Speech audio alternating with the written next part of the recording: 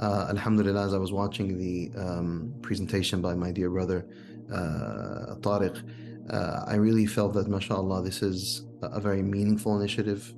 It's the type of institutionalization that is so needed in our moment, in our current moment as a community, but not just as a reactionary enterprise, but more as the type of building, the type of investment that we should have been making, if you will.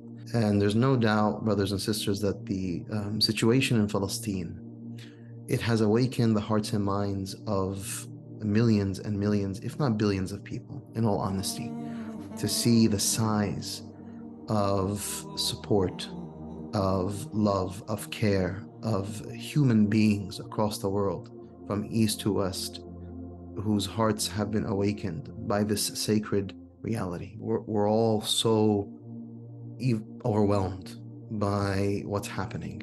The pain, the suffering, the sadness, the loss, the fear, the worry, the devastation, to see the children, to see the parents, to see the lands, to see the infrastructure, to see mosques and churches destroyed. So much of it is just agonizingly painful.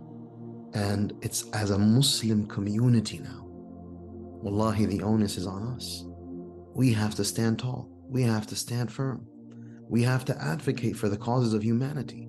Because see, the cause of Islam and the cause of the Muslimin is the cause of humanity. We are a community, we are a faith tradition that cares deeply about the human condition. We care deeply about peace and prosperity. We care deeply about justice. We care deeply about beauty. We are a tradition that know from Al-Habib sallallahu alayhi wasallam that every soul is sacred. Every soul. And so we have to stand tall today to advocate for humanity. What Al-Aqsa means for us, it's a unity. It's when the communities come together, because that's what that sacred moment in the Prophet's life represented, when he stood by Moses and Jesus, he stood by Abraham, he stood by David, Solomon, all these prophets, and he stood and he prayed alongside them. And then, subhanAllah, from the time of Sayyiduna Umar, for 1,000 years, Muslims, Christians, and Jews lived in Palestine peacefully, lovingly. That is prophecy. That is the prophetic reality. That's humanity. When people coexist and live beautifully. But when you see terror, you see theft, when you see brutalization, when you see occupation, when you see the base self of the human condition, then we have to now advocate for.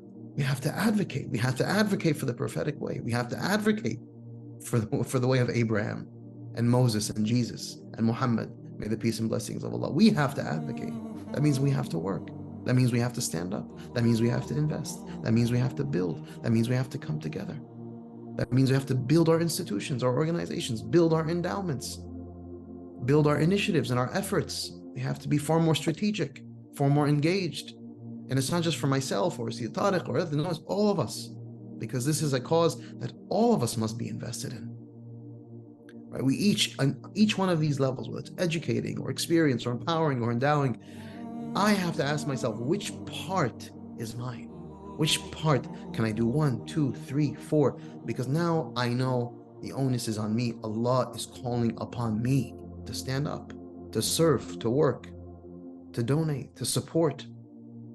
Because as you can see, the world as it is today, brothers and sisters, wallahi al-azim, it needs every single capable person of standing up and advocating for the way of our prophets. And I say this with intentionality, the way of our prophets, because the world is in dire need of a prophetic spirit, a prophetic, resurgence of the true spirit of prophecy, that one that if Abraham were here, Sayyidina Ibrahim or Sayyidina Musa or Sayyidina Isa or Sayyidina Muhammad, if they were here, they would see this and they would say, yes, these are our people.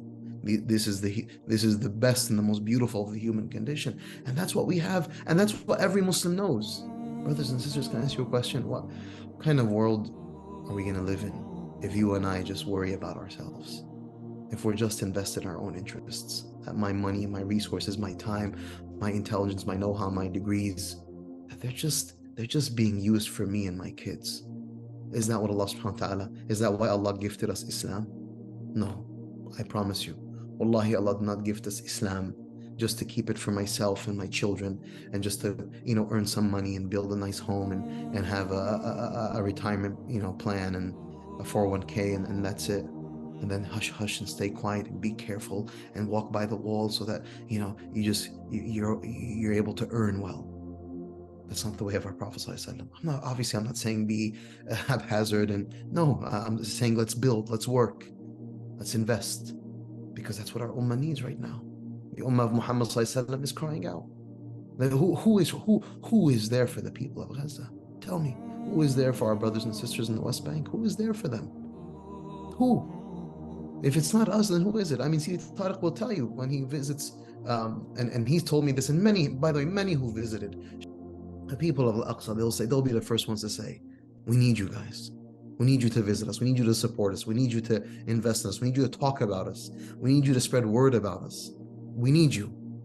And so, brothers and sisters, I won't belabor the point. I know that we have to move on, but I pray by Allah's permission that He inspires our hearts to respond to the call. I believe Allah is calling us. Al-Habib sallallahu alayhi wa sallam is calling us. I believe Sayyidina Isa is calling us. I believe Sayyidina Musa is calling us. I believe Sayyidina Ibrahim is calling us. The people in Gaza, in Al-Aqsa are calling us. And so may Allah subhanahu wa ta'ala help us to heed that call, to help, to stand tall, and whatever in capacity that we have as Muslims in the West to support and help and be a beacon of light in this world, may Allah use us for that. Bi-idhnillahi ta'ala.